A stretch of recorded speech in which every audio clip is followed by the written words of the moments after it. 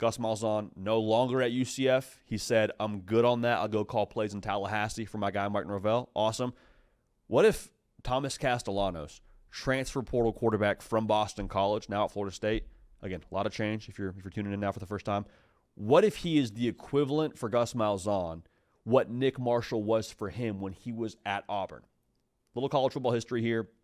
Gus Malzahn, head coach at Auburn at one point in time, once upon a time, has a quarterback by the name of Nick Marshall who ran his system, just to Mona Lisa level, perfection. It was art. Nick Marshall, when he played quarterback for Gus Malzahn, he had previously been playing defensive back for Georgia.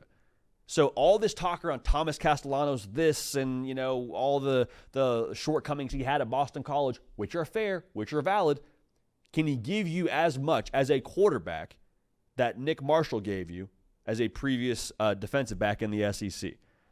I think this is kind of the plan for Florida State, just so we're all on the same page here. Because I, much like you, raised my eyebrow a little bit when they went and got Tommy C.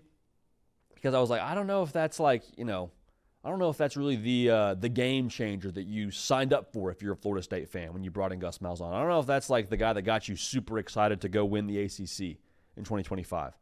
But the more you sit with it, the more you think about it, this is Gus Malzahn in Florida State doubling down on Gus Malzahn's offense. We're going to run the football. We're not going to be super complex with our scheme. We're going to do one thing, going to do it really well, and that is run the football and then have some explosive plays off of that. So let's just say that this ends up being the case, and Tommy Castellanos ends up being a version of what Nick Marshall was for Gus Malzahn at Auburn. Gus Malzahn now, by the way, at Auburn, played for a national championship. So let's dial it back even further and say that Florida State is just good. Good being in the context of what last year was. So you're winning, let's call it 7-8 ball games. The over-under for them is 7.5. It would mean that Florida State, winning 8 ball games-ish, got back to a place of neutral. All right? Now, neutral is something we've talked about a lot for Florida State. That, I think, is what you're chasing here in 2025. It's not super exciting. It doesn't maybe get you fired up. You don't paint the poster board when College Game Day rolls into town and say, get back to neutral, before the season starts.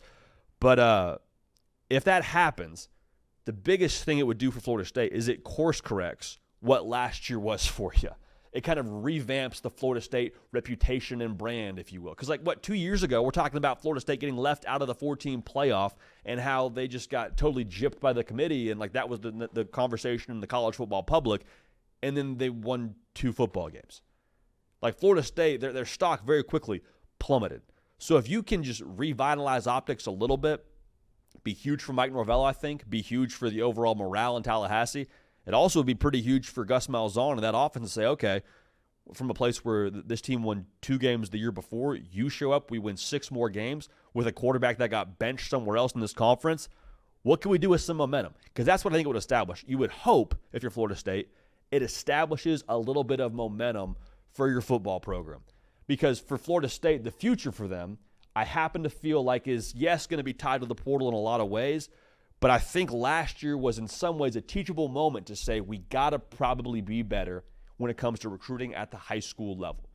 And so how you recruit well at the high school level is you allow recruits to feel good about the direction of your program. And when you have recruits feel good about the direction of your program, it means you're probably winning. And so my question within the 8-4 of it all, or 7-5 of it all, is there some marketable moments within that record that point to the arrow being up in Tallahassee? If you go 8-4, but you have one of those wins over a Clemson, or you go 8-4, but maybe 2 wins are against the teams in your state in Florida and Miami, we can sell that. We can pitch that. We can take that and sell it as, hey, look at how this thing is trending right now. 5-star cat, 4-star cat, we need you to come here and play for us and do some good things. Then we can go back to where we were a couple of years ago. Mike Norvell's got the blueprint, man. We've seen it. That's what you're telling recruits. We've been on the doorstep before. We just need you here to kind of solidify this foundation, and then we're off and running. We're back where we were a couple of years ago. So I do think a lot of it is getting that kind of momentum. What would that look like? Right now, Florida State, they have a top 25 recruiting class.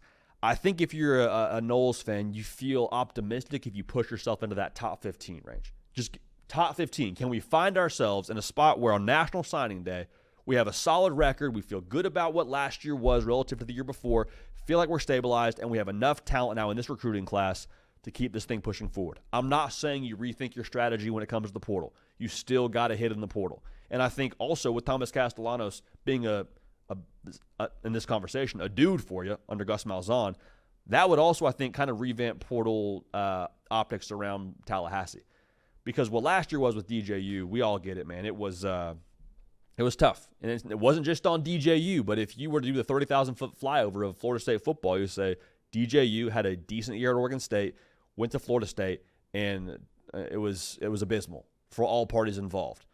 So if I'm a portal quarterback and I'm looking at Florida State, I'm like, hey, I don't know if I want to, follow that. I don't know if I want to follow that path that one DJU laid out.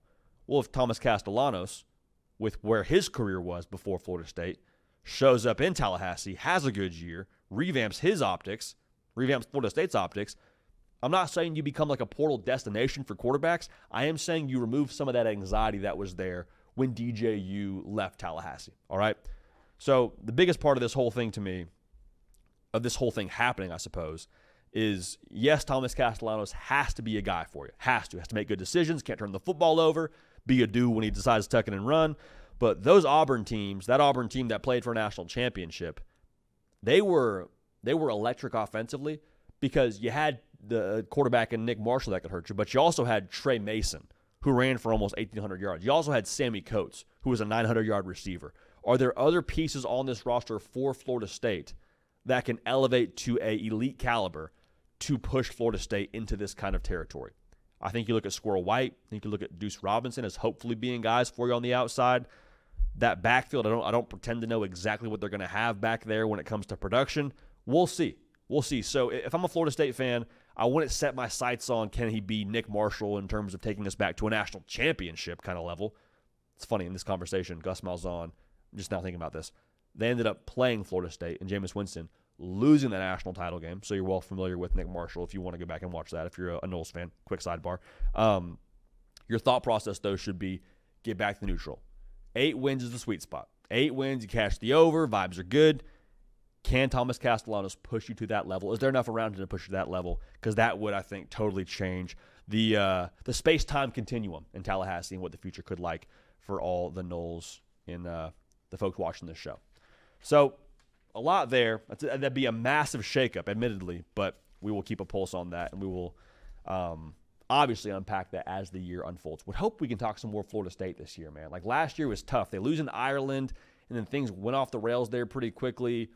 After they lost whatever game it was, it might have been Boston College, it might have been the Memphis game. There was some point where we were just like, man, this is going one direction. There's not a lot we're talking about Florida State with on this show, unfortunately. So hopefully the good folks in Tallahassee will have more to talk about for you here this year when it comes to intrigue around Mike Norvell's squad.